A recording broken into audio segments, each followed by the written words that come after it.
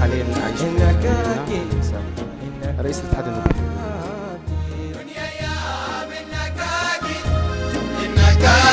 فكرة توثيق الحقوق وايه الآليات اللي حضرتك هتشتغل عليها؟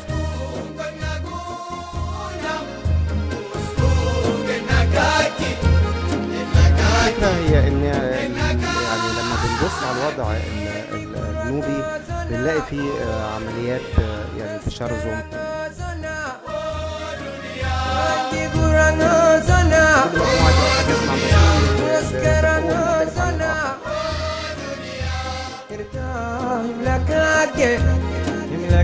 بتجيبها كمان مجموعة الشباب.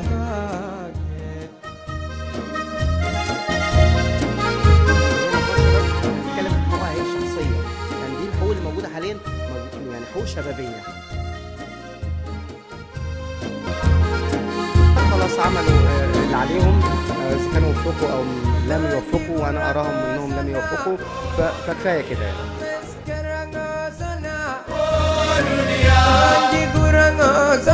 الوثيقة يعني شاملة كل الحقوق، هنقسمها حقوق ثقافية، حقوق سياسية، حقوق اجتماعية، حقوق اقتصادية.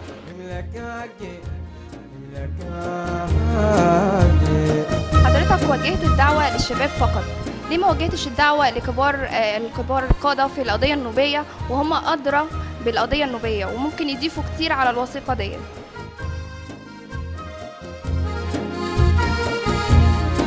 هنخلي الشباب يعمل الوثيقة كحمل فعلا تقيل، واللي عايز بقى يشتغل هذا الملف يبقى يحمل كل هذه الحقوق متكاملة.